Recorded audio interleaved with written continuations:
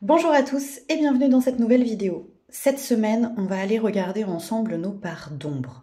Nous avons tous une part d'ombre, nous en avons même plusieurs, et je vous propose cette semaine un petit tirage collectif afin de mettre en lumière l'une de ces ombres, la comprendre, l'apaiser.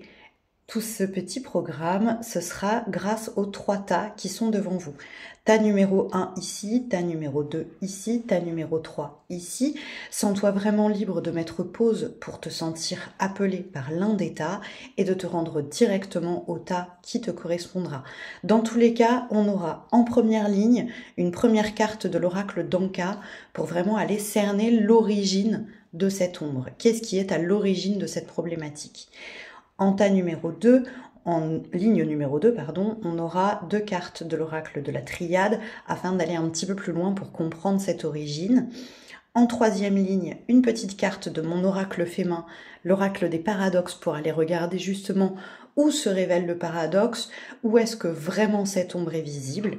Et enfin, une dernière carte de l'oracle d'Anka de Stéphanie Abellan pour aller regarder quelle solution on va pouvoir aller mettre en face de cette problématique, comment on va pouvoir la gérer, l'appréhender, l'apaiser. C'est parti, on démarre immédiatement avec le tas numéro 1. Et on nous parle immédiatement du lien au papa. Ton ombre, ici, s'est révélée dans ton lien avec ton papa. Évidemment, sens-toi libre ici de prendre immédiatement ce qui remonte à l'intérieur de toi quand on te parle du lien au père. Comment a-t-il été présent? Quelle émotion cela réveille chez toi? Même si on va aller creuser tout de suite avec l'oracle de la triade, vraiment là immédiatement, quand il s'agit de liens aussi intimes, il doit y avoir quelque chose qui te vient spontanément, donc garde-le bien précieusement. On continue avec la deuxième ligne et l'oracle de la triade, la carte du lien avec la carte du frère et la carte de l'équité. Ici, il est fort probable qu'on ait eu une sensation d'injustice dans le lien au papa. Les cartes sont évidentes, la carte de l'équité, l'équilibre, le yin et le yang, cette carte est parfaitement symétrique. Et ici, la carte du frère qui pour moi représente la carte du lien. On est relié par le cœur entre nous. Donc, il est évident qu'ici, on parle des déséquilibres dans ton lien avec ton propre papa et que c'est là que le bobo a trouvé son origine. Regardons ensemble le paradoxe que ça vient révéler chez toi. L'espace sacré à l'envers. L'espace sacré est vraiment l'espace du lien. Pour moi, c'est une évidence absolue puisque en couple, nous allons nous relier par cet espace sacré, mais parce que aussi, c'est l'espace où sont logés nos besoins, nos envies, nos attentes que l'on va pouvoir ensuite aller exprimer à l'autre, partager avec l'autre. Donc, il est fort probable ici que le paradoxe se révèle clairement dans tes liens, surtout avec le sexe opposé, si tu es une femme, surtout avec les hommes, si tu es toi-même un homme. Il est évident qu'ici, les liens sont fort impactés. C'est vraiment comme ça que je le vois. Et on va aller regarder tout de suite ce que nous propose l'oracle d'Anka pour aller apaiser tout ça. Matérialisation. Ici, cette injustice, elle a peut-être besoin d'être révélée dans le concret. C'est comme si jusque-là, c'est vraiment ce que cette carte vient me dire, mais sens-toi libre, évidemment, de prendre ta distance avec ça, comme si jusque-là, cette problématique d'injustice avec le père, avec le lien à la figure paternelle, n'avait pas été reconnue concrètement par le biais de la matière, du concret, de la mise en mots. Ici, on te demande vraiment d'aller t'autoriser à rendre concret cette problématique. C'est comme si jusque-là c'était resté tabou. C'est comme si jusque-là ça n'avait pas été révélé et qu'on t'invitait vraiment d'un petit coup de baguette magique, d'aller poser de la lumière sur tout ça. Alors ça peut être dans ton conscient tout simplement t'autoriser à vraiment reconnaître cette blessure. Ça peut être par le biais d'un échange avec le père si tu t'en sens la capacité. Ça peut être par le biais d'une lettre, ça peut être par le biais d'une œuvre d'art.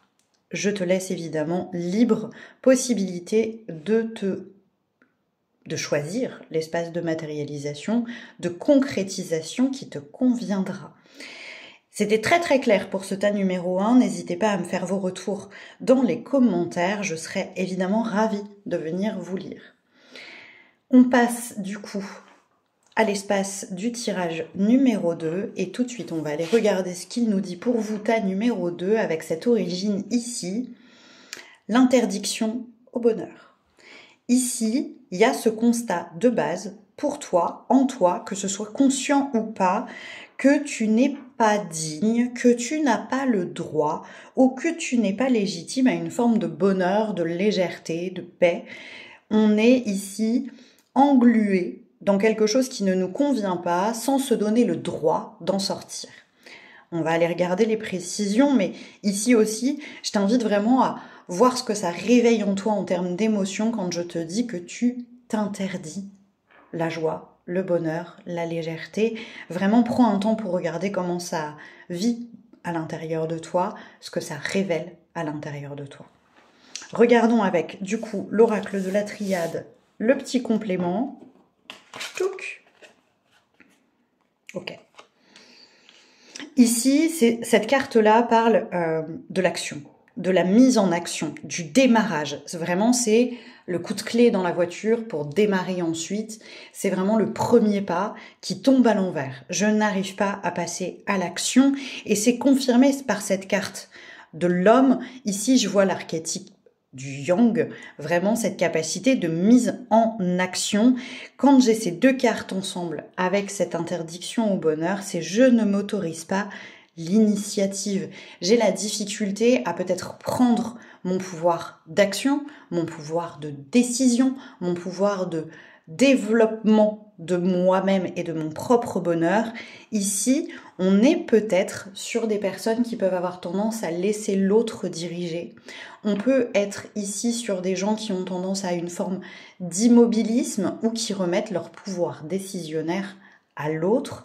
En tout cas, il y a une difficulté dans la mise en action pour aller vers le bonheur. Ça ne veut pas dire que tu bouges pas du tout, hein, on est bien d'accord.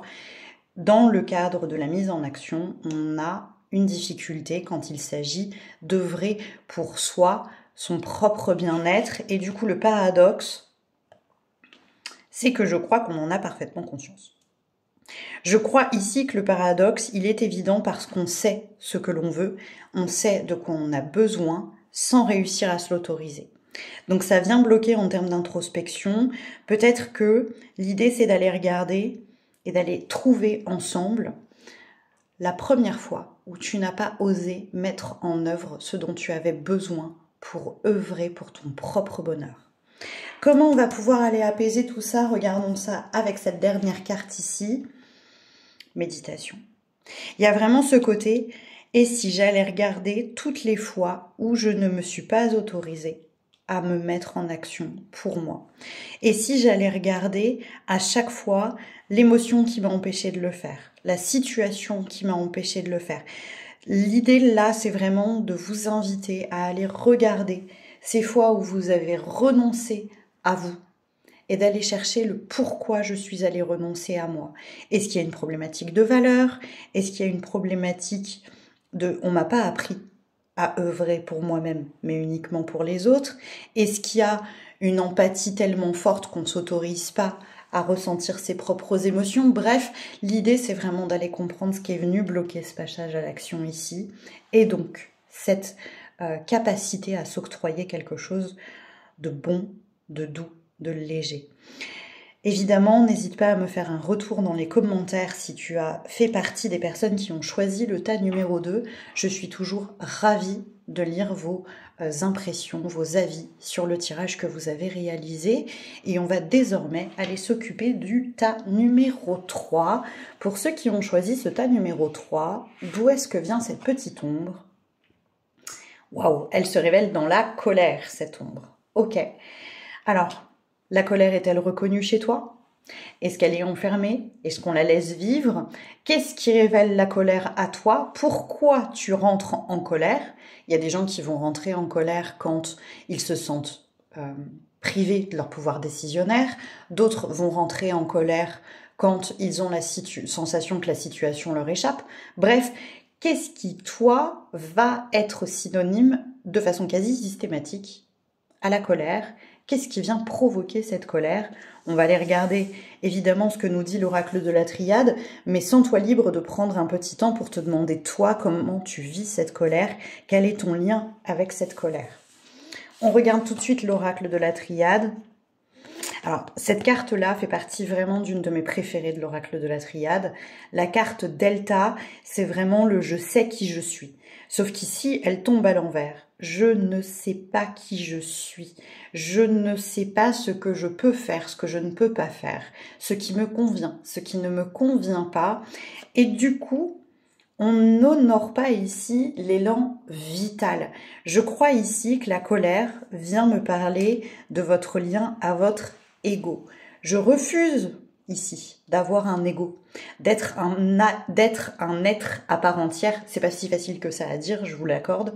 D'être un être en vie, d'être en lien avec ma vitalité, mes pulsions, mes élans, mes envies.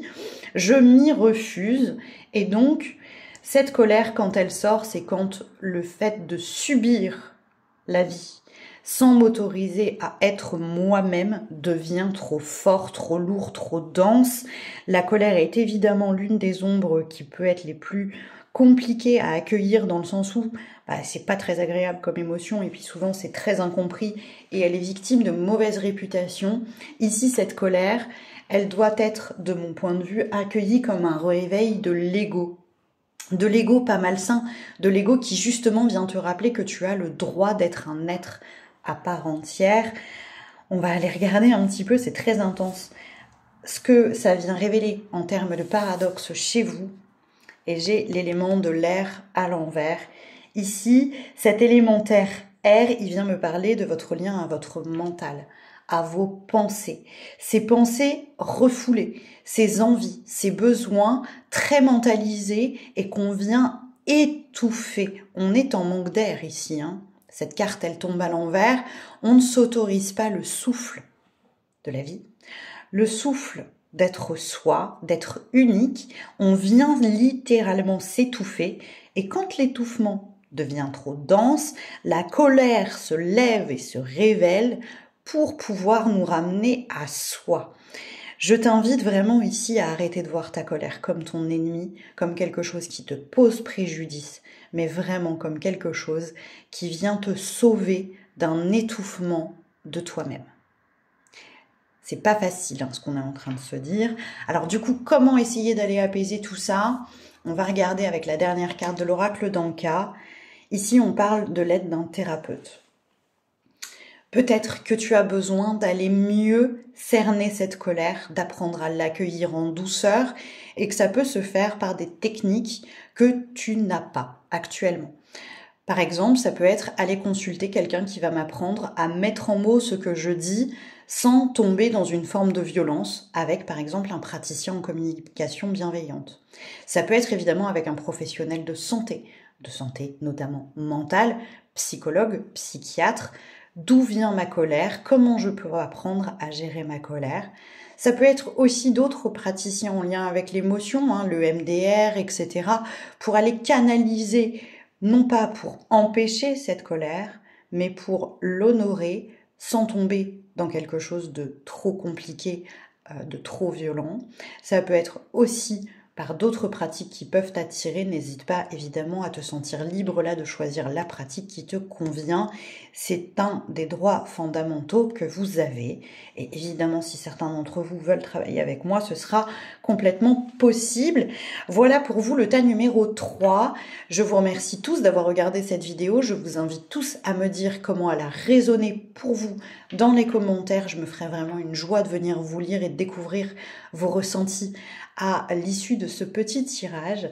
Et moi, je vous dis à la semaine prochaine pour une vidéo qui sera peut-être bien plus en lien avec du didactique, vous le savez. Une semaine, une guidance, une semaine, une vidéo sur un peu plus de contenu concret, de transmission sur une thématique définie. N'hésitez pas à me faire passer vos besoins et vos envies en termes de thématique. Je me ferai une joie évidemment de répondre à vos attentes.